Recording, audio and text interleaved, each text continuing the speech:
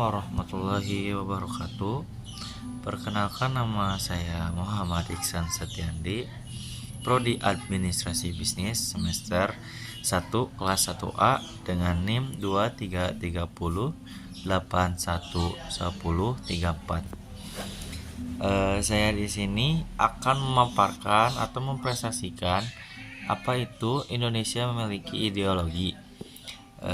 Indonesia memiliki ideologi asli yang disebut Pancasila. Pancasila terdiri dari 5 sila yang mencangkup nilai seperti keadilan sosial, demokrasi, dan kesatuan. Ideologi ini menjadi dasar negara Indonesia sejak kemerdekaannya pada tahun 1945. Merinci prinsip-prinsipnya dengan cermat. Yang pertama yaitu ada ketuhanan yang Maha Esa, bahwa mengakui adanya Tuhan sebagai sumber segala kehidupan, tidak memaksa warga negara untuk memeluk agama tertentu, memberikan kebebasan beragama, dan menjunjung tinggi toleransi antarumat beragama. Menegaskan pentingnya moralitas dan etika dalam kehidupan sehari-hari. Yang kedua ada kemanusiaan yang adil dan beradab. Menjunjung tinggi hak asasi manusia dan nilai-nilai kemanusiaan, menolak segala bentuk diskriminasi, penindasan, dan kekerasan, mendorong pengembangan pribadi dan sosial yang beradab. Yang ketiga, persatuan Indonesia, mempertahankan kesatuan dan persatuan bangsa Indonesia, menghargai dan memelihara beragama suku, agama, ras, dan golongan, memperkuat semangat gotong royong dan solidaritas sosial. Dan keempat, kerakyatan yang dipimpin oleh hikmat kebijaksanaan dalam permusyawaratan perwakilan, menganut sistem pemerintahan demokrasi di mana kebijakan dihasilkan melalui musyawarah dan perwakilan rakyat, memastikan partisipasi aktif masyarakat dalam proses pengambilan keputusan, menekankan pentingnya kebijaksanaan dalam pengelola pemerintahan. Kelima, terakhir, keadilan sosial sebagai sosial seluruh rakyat Indonesia, menjamin adanya keadilan sosial dalam segala aspek kehidupan, memastikan distribusi kekayaan dan peluang secara merata, mengatasi kesenjangan ekonomi dan sosial untuk mencapai masyarakat yang adil dan keadilan. Pancasila yang diresmikan pada tanggal 18 Agustus 1945 bukan hanya sekadar ideologi politik, melainkan sebuah pandangan hidup yang mencerminkan nilai-nilai leluhur bangsa Indonesia. Dalam perjalanannya, Pancasila terus berkembang mengikuti dinamika zaman, tetapi tetap mempertahankan esensi dan tujuan hasilnya. Ketahanan ideologi Pancasila kembali diuji ketika dunia masuk pada era globalisasi, di mana banyaknya ideologi alternatif merasuki ke dalam segenap sendi-sendi bangsa melalui media informasi yang dapat dijangkau oleh seluruh anak bangsa. Kata Deputi Bidang Mengajikan Strategi Prof. Dr. Ir. Reni Mayerni MP membuka fokus grup discussion atau FGD tentang mencari bentuk implementasi nilai-nilai Pancasila dalam era globalisasi, bertempat di Ruang Gatot Kaca, Senin 9 Maret 2020. Reni menjelaskan bahwa Pancasila sejatinya merupakan ideologi terbuka, yakni ideologi yang terbuka dalam menyerap nilai-nilai baru yang dapat memanfaatkan bagi keberlangsungan hidup bangsa. Namun, di sisi lain diharuskan adanya kewaspadaan nasional terhadap ideologi baru. Apabila Indonesia tidak cermat, maka masyarakat akan cenderung ikut arus ideologi luar tersebut. Sedangkan ideologi asli bangsa Indonesia sendiri, yakni Pancasila, malah terlupakan baik nilai-nilainya maupun implementasinya dalam hidup sehari-hari. Anggota Komisi 1 DPR RI Dev Akbar Sahfi Karno Laksono ME menjelaskan mengenai tantangan yang dihadapi saat ini. Tantangan pertama adalah banyaknya ideologi alternatif melalui media sosial, media informasi yang mudah dijangkau oleh seluruh anak bangsa seperti radikalisme, ekstremisme, konsumerisme. Hal tersebut juga membuat masyarakat mengalami penurunan intensitas pelajaran Pancasila dan juga kurangnya efektivitas serta daya tarik pembelajaran Pancasila. Kemudian tantangan selanjutnya adalah eksklusifisme sosial yang terkait derasnya arus globalisasi yang mengarah kepada menguatnya kecenderungan politisasi identitas, gejala polarisasi dan fragmentasi sosial yang berbasis sara.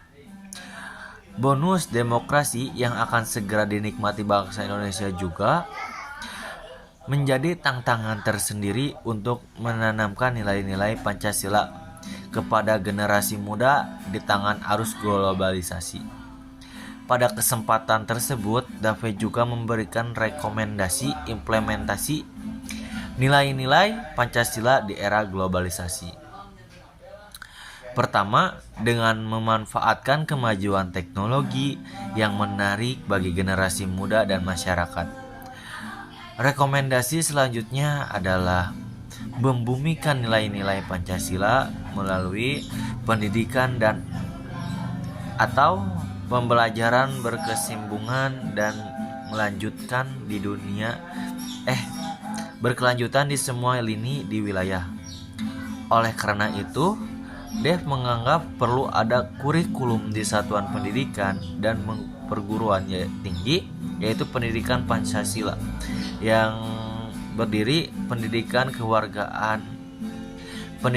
kewarganegaraan atau bisa disingkat P3KN. Menanggapi pernyataan Dev, analis kebijakan Direktorat Sekolah Menengah Atas Kementerian Pendidikan dan Kebudayaan Republik Indonesia Kemendikbud RI Dr. Juanda Lisyah SEMA menjelaskan bahwa Pancasila saat ini diajarkan dan diperkuat melalui mata pelajaran pendidikan Pancasila dan kewarganegaraan atau bisa disingkat PPKN. Penekanan pada teori dan praktik tidak dapat dipungkiri bahwa pengaruh perkembangan global juga berdampak pada anak-anak. Menurut Juan, Pancasila di mata mendatang akan mempertahankan otoritas negara dan penegakan hukum serta menjadi pelindung hak-hak dasar warga negara sebagai manusia. Oleh karena itu, sangat penting untuk menanamkan kesadaran terhadap potensi bahaya gangguan dari luar yang dapat merusak dan mengajak siswa untuk mempertahankan identitas bangsa serta meningkatkan ketahanan mental dan ideologi bangsa. Seharusnya representasi sosial tentang Pancasila yang diingatkan orang adalah Pancasila ideologi toleransi, Pancasila ideologi pluralisme, dan Pancasila ideologi multikulturisme. Kata pakar psikologi politik Universitas Indonesia Prof. Dr. Hamdi Moeloek. Representasi sosial tentang Pancasila yang dimaksud adalah kerangka acuan nilai bernegara dan berbangsa yang menjadi identitas bangsa Indonesia. Hamdi menjelaskan bahwa jika Pancasila menjadi acuan, maka implementasi nilai-nilai Pancasila akan lebih mudah terlihat dalam praktik bernegara. Misalnya, saat pengambilan kebijakan-kebijakan politik, selanjutnya Hamdi menjelaskan bahwa terlihat Pancasila bisa memberikan solusi di tengah adanya beragam ideologi seperti sosialis dan liberal serta di tengah usaha politik identitas oleh agama, etik, dan kepentingan. Dan salah satu penyebab budaya-budaya luar adalah bisa disebut dengan salah satu faktornya yaitu adalah Westernisasi. Maksudnya westernisasi ini bisa disebut dengan pengaruh budaya-budaya luar, seperti kita terlalu melihat sosial media yang diacu oleh kita dari aplikasi-aplikasi tertentu dan bisa mengubah budaya-budaya Indonesia menjadi budaya-budaya yang lain. Maka ideologi Pancasila ini sangat penting bagi kita, bagi budaya kita ke depannya, agar potensi-potensi perubahan ini tidak mengikuti Indonesia, tetap mengacu dengan ideologi Pancasilanya. Jangan sampai budaya-budaya barat mengubah kulturistik budaya-budaya Indonesia di sini.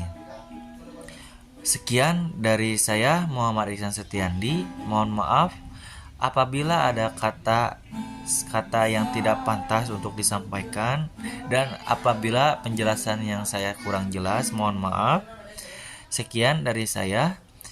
Assalamualaikum warahmatullahi wabarakatuh. Indonesia selalu mengklaim bahwa ada nilai tertinggi yang jadi acuan hukum positif kita itu. Disebut sebagai philosophical foundation itu. Kalau kita baca dari mana ide itu muncul? Muncul dari tradisi yang disebut positivisme. Dia nulis tentang Stephen Baum teori itu. Di dalam buku itu diterangkan bahwa sumber hukum terakhir dia mesti dalam kondisi fiktif. Jadi nggak boleh konkret.